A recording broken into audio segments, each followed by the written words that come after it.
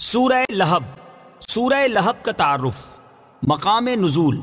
سورہ ابی لہب مکہ مکرمہ میں نازل ہوئی ہے۔ آیات، کلمات اور حروف کی تعداد، اس صورت میں 1 رکوع، 5 آیتیں، 20 کلمات اور 77 حروف ہیں۔ لہب نام رکھنے کی وجہ، لہب کا معنی ہے آگ کا شعلہ۔ عبد المطلب کا ایک بیٹا عبد العزیٰ جو کہ بہت ہی گورا اور خوبصورت آدمی تھا، اس کی کنیت ابو لہب ہے، اور اس سورت کی پہلی آیت میں یہ لفظ ابی لہب موجود ہے۔ اس مناسبت سے اسے سورہ ابی لہب یا سورہ لہب کہتے ہیں۔ سورہ لہب کا شان نزول، جب نبی کریم صلی اللہ تعالی علیہ وآلہ وسلم نے کوہ صفا پر عرب کے لوگوں کو دعوت دی تو ہر طرف سے لوگ آئے، اور حضور اقدس صلی اللہ تعالی علیہ وآلہ وسلم نے ان سے اپنے صدق و امانت کی شہادتیں لینے کے بعد فرمایا، انی لکم نذیر بین یدی عذاب شدید۔ اس پر ابو لہب نے حضور پرنور صلی اللہ تعالی علیہ وسلم سے کہا کہ تم تباہ ہو جاؤ، کیا تم نے ہمیں اس لیے جمع کیا تھا؟ اس پر یہ سورت شریف نازل ہوئی، اور اللہ تعالیٰ نے اپنے حبیب اکرم صلی اللہ تعالی علیہ وسلم کی طرف سے جواب دیا۔ اس سورہ مبارکہ کے شان نزول سے چند باتیں معلوم ہوئیں۔ نمبر 1، حضور پرنور صلی اللہ تعالی علیہ وآلہ وسلم اللہ تعالیٰ کے محبوب ترین بندے ہیں کہ آپ کے گستاخوں کو اللہ تعالیٰ نے خود جواب دیا، بلکہ یوں بھی کہہ سکتے ہیں کہ دشمنان خدا کو جواب دہی سنت رسول ہے، اور دشمنان رسول کو جواب دینا سنت الہیہ ہے۔ نمبر 2، جس قسم کی بکواس کفار نے حضور اقدس صلی اللہ تعالی علیہ وآلہ وسلم سے کی کہ معاذ اللہ آپ تباہ ہو جائیں، اسی قسم کا جواب اللہ تعالیٰ نے دیا اور خبیثوں کو اس انجام تک بھی پہنچایا۔ یہ بھی حضور اکرم صلی اللہ تعالی علیہ وسلم کی محبوبیت کی دلیل ہے۔ نمبر 3، قرآن کریم نے تمام مجرموں کی سزائیں بیان فرمائیں، جن میں سب سے زیادہ سخت سزا حضور صلی اللہ تعالی علیہ وسلم کے گستاخ کی ہے کہ قرآن کریم نے اس کے متعلق کبھی فرمایا زنیم یعنی بدکاری کی پیداوار، اور کبھی فرمایا ابتر یعنی خیر سے کٹا ہوا اور محروم، اور کبھی فرمایا تبت یدا تباہ ہو جائے، اور کبھی فرمایا لن یغفر اللہ لہم اللہ انہیں ہرگز نہ بخشے گا۔ یوں ہی جیسے انعام حضور صلی اللہ تعالی علیہ وسلم کے ادب اور تعظیم پر دیے گئے، ایسے کسی اور عبادت پر نہ دیے گئے۔ نمبر 5، بڑی شرافت، عزت و نسب والے اور مال والے حضور صلی اللہ تعالی علیہ وسلم کی مخالفت سے ذلیل و خوار ہو گئے تو دوسروں کا کیا پوچھنا۔ سورہ لہب کے مضامین، اس صورت میں بتایا گیا ہے کہ سید المرسلین صلی اللہ تعالی علیہ وآلہ وسلم سے دشمنی رکھنے اور انہیں ایذا پہنچانے کی وجہ سے ابو لہب دنیا میں ذلت و رسوائی کے ساتھ ہلاک ہوگا، اور آخرت میں اسے جہنم میں ڈال دیا جائے گا، اور اسی طرح اس کی بیوی بھی اس عذاب میں اس کے ساتھ ہوگی کیونکہ وہ اس دشمنی میں اس کی مددگار تھی۔ سورہ نصر کے ساتھ مناسبت، سورہ لہب کی اپنے سے ماقبل سورت نصر کے ساتھ مناسبت یہ ہے کہ سورہ نصر میں اطاعت گزاروں کی جزا بیان کی گئی کہ انہیں دنیا میں مدد اور فتح حاصل ہوگی اور آخرت میں عظیم ثواب ملے گا، اور اس سورت میں نافرمانوں کے بارے میں بتایا گیا کہ وہ دنیا و آخرت دونوں میں نقصان اٹھائیں گے۔ بسم اللہ الرحمن الرحیم۔ ترجمہ، اللہ کے نام سے شروع جو نہایت مہربان رحمت والا ہے۔ تبت یدا ابی لہب وتب۔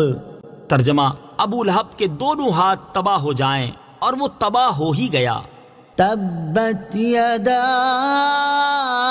ابی لہب وتب۔ ترجمہ، ابو لہب کے دونوں ہاتھ تباہ ہو جائیں اور وہ تباہ ہو ہی گیا۔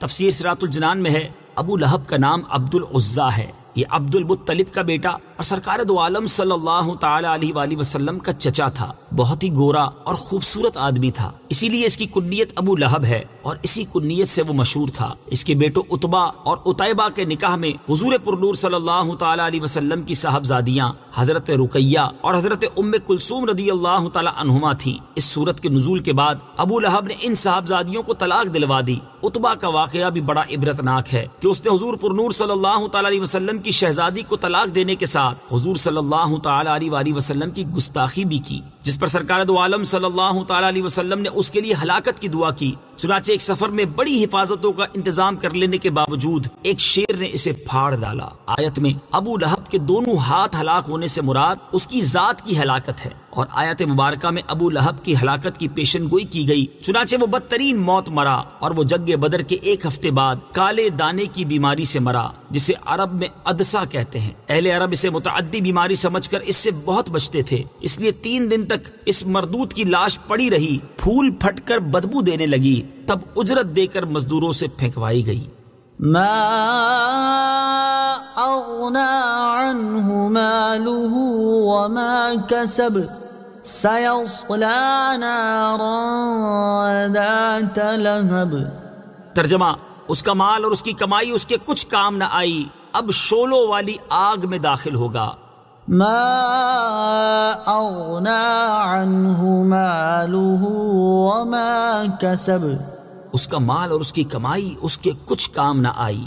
تفسیر صراط الجنان میں ہے، مروی ہے کہ ابو لہب نے جب پہلی آیت سنی تو کہنے لگا کہ جو کچھ میرے بھتیجے کہتے ہیں اگر سچ ہے تو میں اپنی جان کے لیے اپنے مال و اولاد کو فدیہ کر دوں گا۔ اس آیت میں اس کا رد فرمایا گیا کہ یہ خیال غلط ہے، اس وقت کوئی چیز کام آنے والی نہیں۔ سيصلى نارا ذات لهب، اب شولوں والی آگ میں داخل ہوگا، یعنی ابو لہب قیامت کے بعد دوزخ میں داخل ہو کر آگ کا عذاب پائے گا۔ اس سے معلوم ہوا کہ ابو لہب کا دوزخی ہونا یقینی ہے۔ وامرأته حمالة الحطب في جيدها حبل من مسد۔ ترجمہ، اور اس کی بیوی لکڑیوں کا گٹھا اٹھانے والی ہے، اس کے گلے میں کھجور کی چھال کی رسی ہے۔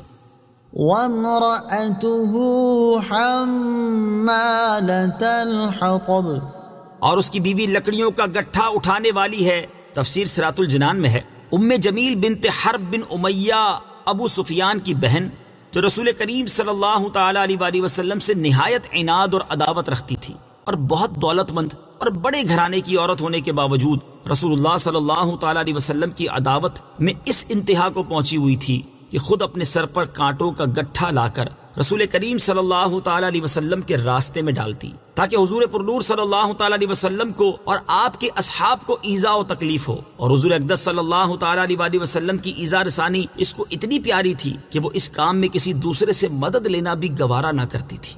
في جيدها حبل من مسد، اس کے گلے میں کھجور کی چھال کی رسی ہے۔ تفسیر صراط الجنان میں ہے، ام جمیل کے گلے میں کھجور کی چھال سے بنی ہوئی رسی ہوتی جس سے وہ کانٹوں کا گٹھا باندھتی تھی۔ ایک دن یہ بوجھ اٹھا کر لا رہی تھی کہ تھک کر آرام لینے کے لیے ایک پتھر پر بیٹھ گئی۔ ایک فرشتے نے اللہ تعالیٰ کے حکم سے اس کے پیچھے سے اس گٹھے کو کھینچا، وہ گرا اور ام جمیل کو رسی سے گلے میں پھانسی لگ گئی اور وہ مر گئی۔ اس گستاخ خبیث نے دنیا میں بھی عذاب کا مزہ چکھا اور آخرت میں بھی عذاب میں جائے گی۔ آخرت میں آگ کی زنجیریں اس کے گلے میں ہوں گی اور جہنم کی لکڑیوں کا گٹھا اس کی پشت پر لدا ہوا ہوگا۔